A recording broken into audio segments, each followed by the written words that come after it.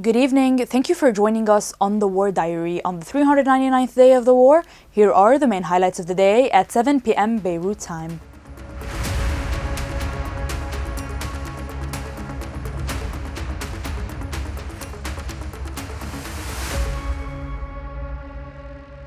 We begin with the situation in Lebanon. Israeli strikes continued unabated on Friday into the evening.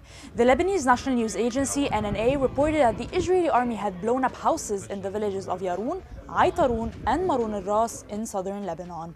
A house in Ghandouriye suffered the same fate, and the outskirts of Haush and Batuliye were bombed. The Israeli army also raided the town of Bint Jbeil in response to a border attack by Hezbollah against Israeli troops. International and Lebanese Red Cross and UNIFIL teams recovered 4 bodies from under the rubble following Israeli attacks on Wat al-Khiem. In the district of Tyre, 3 shells hit the road leading to the Palestinian camp of Rashidiyya near a Lebanese army roadblock. In the Bekaa, subject to intense Israeli airstrikes and attacks, the area from Jisr to Haush al-Sayyid Ali, north of Hermel, was shelled.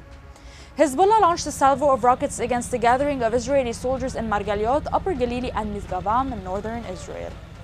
Hezbollah also announced that it had launched a swarm of dive-bombing drones against a gathering of Israeli soldiers east of Marun al-Ras. Hezbollah also targeted an armored personnel carrier on the Sari Hill in Kfar Kela with a guided missile, destroying it and killing and wounding its crew.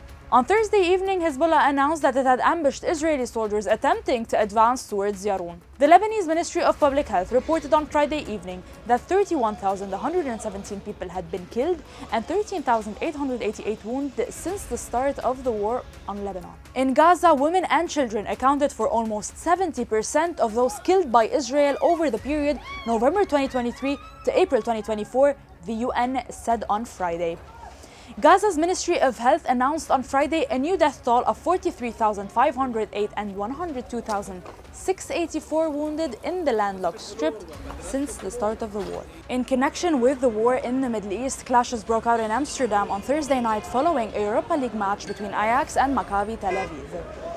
Dutch police announced that they had made 62 arrests during the night and reported at least 5 injuries. On the diplomatic front, U.S. State Department spokesman Matthew Miller said that U.S. Secretary of State Antony Blinken intends to continue working to end the wars in the Gaza Strip and Lebanon until the new U.S. administration takes office. For his part, the Deputy Speaker of Parliament, Elias Boussab, announced that the U.S. President's Special Envoy Amos Hochstein is raising the possibility of a ceasefire within a week or 10 days.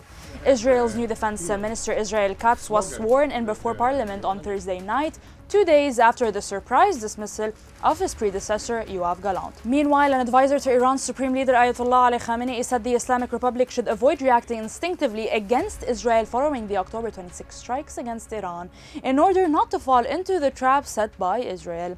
And that's it for today's recap. See you tomorrow for another roundup of the situation.